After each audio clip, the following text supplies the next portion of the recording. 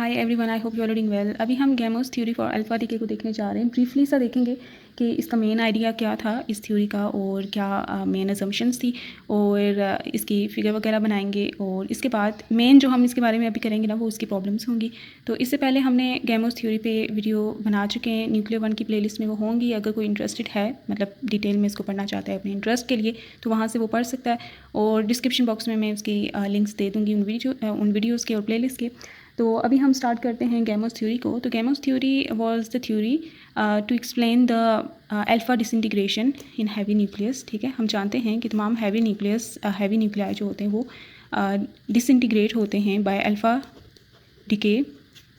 ठीक है, alpha particles को इमिट करके वो स्टेबिलिटी को अचीव करने की कोशिश करते हैं। ठीक है, और इसके रीज़न हम जानते हैं कि हैवी न्यूक्लियस क्यों डिसइंटीग्रेट करते हैं, और उसकी रीज़न है स्ट्रॉन्ग फोर्स का शॉर्ट रेंज होना और कोलम्बिक रिपल्शंस का इनफाइनाइट रेंज तक का होना। तो जब हैवी न्यूक्लियस आ जाते हैं तो स्ट्रॉन्ग फोर्स एक हद तक ही इंक्रीज़ होती है। जब रेडियस ऑफ द न्यूक्लियस बहुत इंक्रीज़ कर जाता है तो वो रेंज लिमिटेड रह जाती है, जबकि बहुत सारे न्यूक्लियॉन्स जो हैं आउटसाइड दैट रेंज एग्जिस्ट कर रहे होते हैं, जो कि बॉन्ड्स या इंटरेक्शन नहीं कर पाते, जिनकी वजह से जो बाइंडिंग एनर्जी है वो फिर मज़ीद इंक्रीज़ नहीं हो पाती ड्यू टू स्ट्रॉन्ग फोर्स। और इस तरह से कोलम्बिक रिपल्शन जो है वो डोमिनेंट होना शुरू हो जाती हैं और जो हैवी न्यूक्लियस हैं वो अनस्टेबल हो जाते हैं इन रिपल्शंस की वजह से। और नेचर का लॉ है कि हर चीज़ स्टेबिलिटी को अचीव करने की कोशिश करती है स्पॉन्टेनियसली, नेचुरली। आपको खुद कुछ नहीं करना पड़ता। इसी तरह न्यूक्लियाई भी स्टेबिलिटी को अचीव करने के लिए अल्फा डिसइंटीग्रेशंस को करते हैं, और ये हैवी न्यूक्लियस में होता है because alpha particle is a heavy particle. तो कोई हैवी न्यूक्लियस को इमिट करता है, जैसे यूरेनियम हो गया नेचुरली। तो आप सिंथेटिकली तो आप कुछ भी कर सकते हो, बहुत सारे पार्टिकल्स को इमिट करवा सकते हो, अल्फा पार्टिकल्स को भी इमिट करवा सकते हो। तो नेचुरल सोर्सेज के बारे में बात करें, आई थिंक रेडियम, पोलोनियम, ये सारे भी अल्फा डिकेज़ करते हैं और नेचुरल सोर्सेज हैं। सो हैवी न्यूक्लियाई अल्फा डिकेज़ को करते हैं, और इसकी प्रॉब्लम क्रिएट हुई थी कि जो भी फिनोमेनास होते हैं फिज़िक्स में उनको हम एक्सप्लेन करने की कोशिश करते हैं थ्योरी के थ्रू, मैथमेटिकल फार्मूलाज के थ्रू, ताकि हम उस चीज़ को समझ सकें और उसके बारे में हम प्रिडिक्शंस कर सकें या उसको यूटिलाइज़ कर सकें। तो यहाँ पे भी अल्फा डिके का जब प्रोसेस आया तो उसमें प्रॉब्लम्स आई कि जब जो प्री एग्जिस्टेंट लॉज हैं, क्लासिकल लॉज हैं, उनको यूज़ करते हुए, उनकी असम्पशंस को यूज़ करते हुए हमने जब अल्फा डिके को एक्सप्लेन करने की कोशिश की तो हम नहीं कर पाए, उसमें प्रॉब्लम्स आ रही थी। तो प्रॉब्लम ये थी कि न्यूक्लियस के अंदर जब अल्फा पार्टिकल बनता है, ठीक है, तो ये असम्पशन तो पहले से यूज़ की जाती होती थी कि जब डिसइंटीग्रेशन होती है न्यूक्लियस की तो अल्फा पार्टिकल पहले न्यूक्लियस के अंदर बनता है, फिर वो इमिट होता है। तो जब वो न्यूक्लियस के अंदर अल्फा पार्टिकल बनता है तो अल्फा पार्टिकल और न्यूक्लियस में मौजूद स्ट्रॉन्ग फोर्स जो है वो न्यूक्लियॉन्स जो हैं उनके दरमियान एक स्ट्रॉन्ग इंटरेक्शन होती है, और न्यूक्लियस में क्योंकि नेगेटिव पोटेंशियल है तो अल्फा पार्टिकल उस नेगेटिव पोटेंशियल वेल के अंदर होता है और उसकी काइनेटिक एनर्जी ज़्यादा से ज़्यादा जो हो सकती है, हम क्यू वैल्यू की करस्पॉन्डिंग उसकी काइनेटिक एनर्जी हमें पता है कि अल्फा पार्टिकल के पास जो भी काइनेटिक एनर्जी है वो उस डिसइंटीग्रेशन के थ्रू जो क्यू वैल्यू बनती है ना, बाइंडिंग एनर्जी डिफरेंस जो पैरेंट और डॉटर न्यूक्लियाई के दरमियान आता है, उसके 98% जो हिस्सा बनता है वो alpha particle being lighter particles वो उस एनर्जी को लेते हैं और उनकी काइनेटिक एनर्जी के फॉर्म में अपीयर होते हैं। तो ज़्यादा से ज़्यादा जो अल्फा पार्टिकल की एनर्जी देखी गई वो 11 मेगा इलेक्ट्रॉन वोल्ट्स तक होती है, काइनेटिक एनर्जी। ठीक है, काइनेटिक एनर्जी की बात कर रहे हैं। पोटेंशियल एनर्जी जब आप ऐड करेंगे वो नेगेटिव एनर्जी है तो ऑब्वियसली ये उससे कम हो जाएगी टोटल एनर्जी, लेकिन यहाँ पे हम काइनेटिक एनर्जी की टर्म में बात कर रहे हैं क्योंकि जो न्यूक्लियस के अंदर हम पोटेंशियल अज्यूम कर रहे हैं वो कांस्टेंट पोटेंशियल अज्यूम कर रहे हैं। तो आप अगर कोई सड़क हो, बिल्कुल स्ट्रेट सड़क हो, एक ये सड़क हो और एक ये सड़क हो, ठीक है, तो यहाँ पे एक गाड़ी चल रही है और यहाँ पे एक गाड़ी चल रही है, बेशक दोनों डिफरेंट पोटेंशियल एनर्जीज़ पे हैं, ग्रेविटेशनल पोटेंशियल एनर्जी दोनों की डिफरेंट है, एक की ज़्यादा एक की कम है, लेकिन दैट डजंट मैटर क्योंकि वो through out the process constant है। तो इसी तरह न्यूक्लियस के अंदर भी पोटेंशियल कांस्टेंट है और आउटसाइड जहाँ पे हम पार्टिकल को फ्री बना देंगे, हम अभी देखेंगे, वहाँ पे भी पोटेंशियल कांस्टेंट। तो अगर दोनों पोटेंशियल कांस्टेंट हैं तो आप पार्टिकल की एनर्जी की इधर बात कर रहे हैं या इधर बात कर रहे हैं, बात तो एक ही है। तो पोटेंशियल एनर्जी की फॉर्म में नहीं, यहाँ पे हम कहेंगे कि यहाँ पे इसकी काइनेटिक एनर्जी क्या है, यहाँ पे इसकी काइनेटिक एनर्जी क्या है, क्योंकि पोटेंशियल बेशक डिफरेंट है लेकिन दैट डजंट मैटर। ठीक है, मैटर नहीं करता कोई गाड़ी इधर चल रही है या नीचे चल रही है। ठीक है, काइनेटिक एनर्जी की टर्म में बात करेंगे। तो यहाँ पे काइनेटिक एनर्जी जो अल्फा पार्टिकल की है वो ज़्यादा से ज़्यादा देखिए 11 मेगा इलेक्ट्रॉन वोल्ट होती है, जबकि न्यूक्लियस से उसको बाहर निकलने के लिए जो एनर्जी चाहिए वो 28 मेगा इलेक्ट्रॉन वोल्ट तक जा रही होती है। 25 मेगा इलेक्ट्रॉन वोल्ट से 28, 31 यहाँ तक जा रही होती है। अल्फा पार्टिकल्स के पास इतनी इनफ एनर्जी नहीं होती फिर भी वो कैसे न्यूक्लियस के बाहर हमें मिल जाते होते हैं, कैसे तमाम न्यूक्लियाई जो है अल्फ़ा डिके को कर रहे होते हैं, जबकि ये इनर्जेटिकली पॉसिबल नहीं है। तो इस चीज़ को एक्सप्लेन करने के लिए फॉर द फर्स्ट टाइम गैमोज़ ने और इनके अलावा एक और ग्रुप भी था जिन्होंने इंडिपेंडेंटली सेपरेटली इसी तरह की थ्योरी इस्टेब्लिश की थी, यूएसए से थे वो।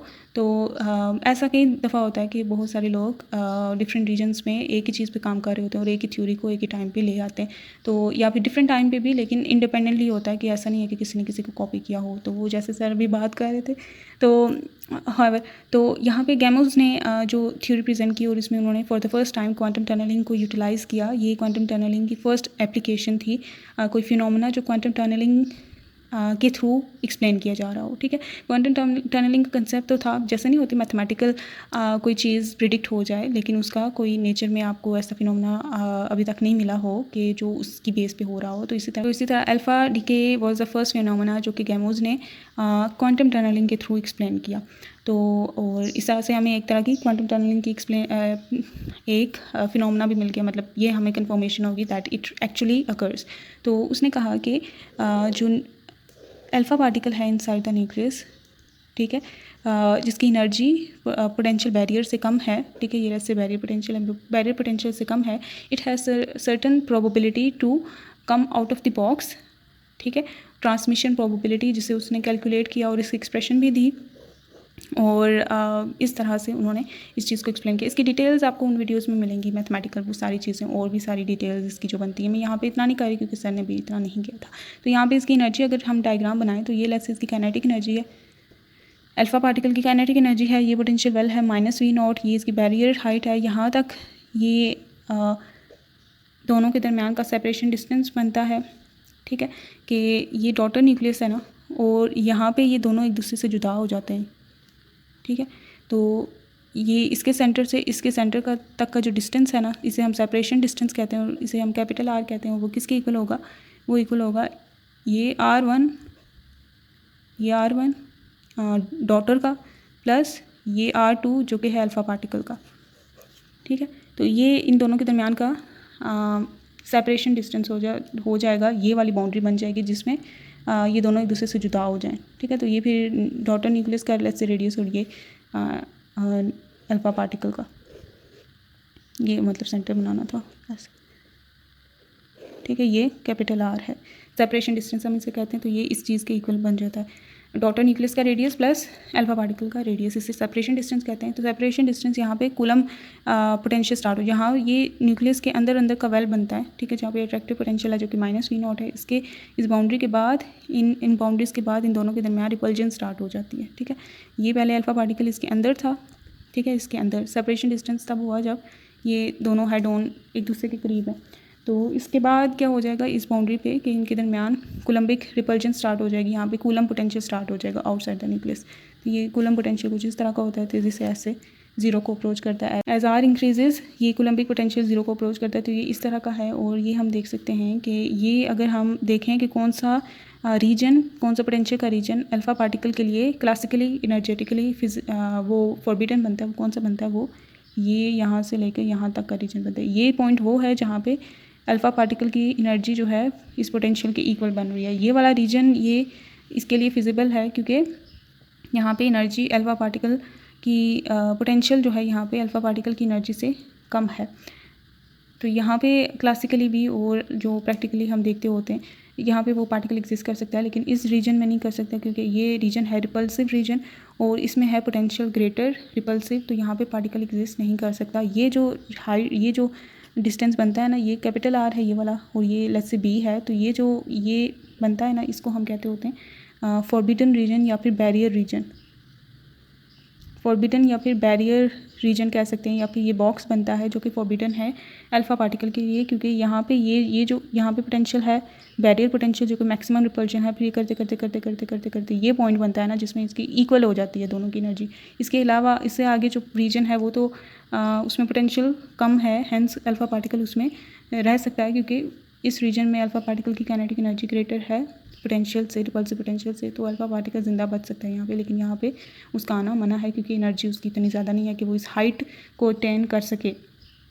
तो ये फॉरबिडन रीजन बनता है और इसको टनल करके यहाँ से यहाँ तक टनल करके अल्फ़ा पार्टिकल यहाँ पे अपीयर होता है, ठीक है। और वहाँ कहाँ पे अपीयर होगा, उस एनर्जी पे जहाँ पे इनकी पोटेंशियल और एनर्जी बिल्कुल इक्वल हो जाए, और उसके बाद ये इसकी एनर्जी आगे फिर वेरी कर रही होती है, लेकिन हम अप्रॉक्सीमेटली कहते हैं कि नहीं वेरी कर रही, क्योंकि आगे हम ये कहते हैं कि कोलम्बिक क्योंकि जो पोटेंशियल है वो रैपिडली डिक्रीज़ करता है, तो हम अप्रॉक्सीमेटली कह देते हैं कि यहाँ पे पोटेंशियल ऑलमोस्ट ज़ीरो ही हो जाता है, और यहाँ पे particle after tunnelling through a distance R to be particle free हो जाता है, ठीक है। यहाँ पे अगर देखें तो यहाँ पे ये एक फ्री पार्टिकल की तरह एग्जिस्ट करता है, क्योंकि न्यूक्लियस जो है यहाँ पे एक कांस्टेंट पोटेंशियल है। Constant potential by default means के फ्री पार्टिकल, ठीक है। पोटेंशियल अगर कांस्टेंट हो, ज़ीरो हो, नेगेटिव हो, पॉजिटिव हो, जो भी हो, कांस्टेंट पोटेंशियल है तो वो हमेशा फ्री पार्टिकल का पोटेंशियल होता है, तो वेरिंग पोटेंशियल हो तो वो नहीं होता। तो यहाँ भी ये एज आ ऑसिलेटिंग फील्ड बनेगा, साइनोसाइडली आप कर सकते हैं। तो यहाँ तक ये होगा, और इसके बाद ये जो रीजन आ जाएगा, ये आ जाएगा वो बैरियर वाला रीजन। और इसका अगर आप सोल्यूशन देखें, इसमें मैंने पार्ट 1 में मैंने वो इसका सोल्यूशन निकाला हुआ है, तो वो एक डिकेइंग सोल्यूशन बनता है, जो इसकी ये रीजन ऐसी बनती है जिसमें इसकी एनर्जी काफ़ी वेरी कर रही होती है, क्योंकि यहाँ पोटेंशियल भी वेरी कर रहा है। तो इसके बाद यहाँ पे आने के बाद, ठीक है, जब इसकी काइनेटिक एनर्जी इसकी पोटेंशियल के इक्वल हो जाती है, यहाँ पे वो पार्टिकल अपीयर होता है।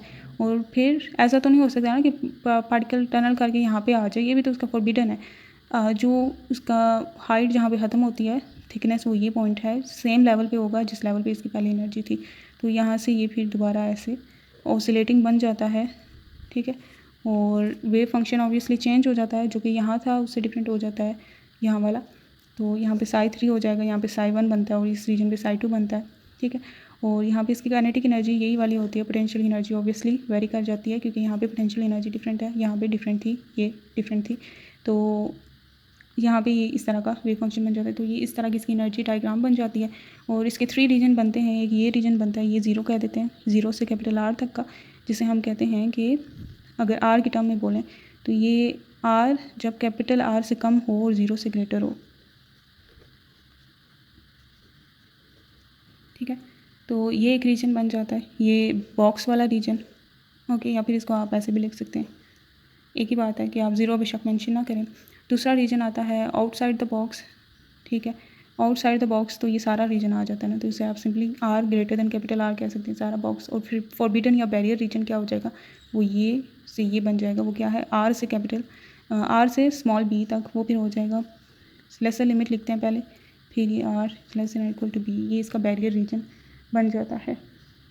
ये इसका बैरियर रीजन हो गया, ये आउटसाइड द बॉक्स हो गया, ये इनसाइड द बॉक्स हो गया, ठीक है। आउटसाइड द बॉक्स हम देख सकते हैं कि कोलम्बिक पोटेंशियल है, इनसाइड द बॉक्स जो है वो अट्रैक्टिव पोटेंशियल वेल है। अभी हम इसकी प्रॉब्लम स्टार्ट करते हैं।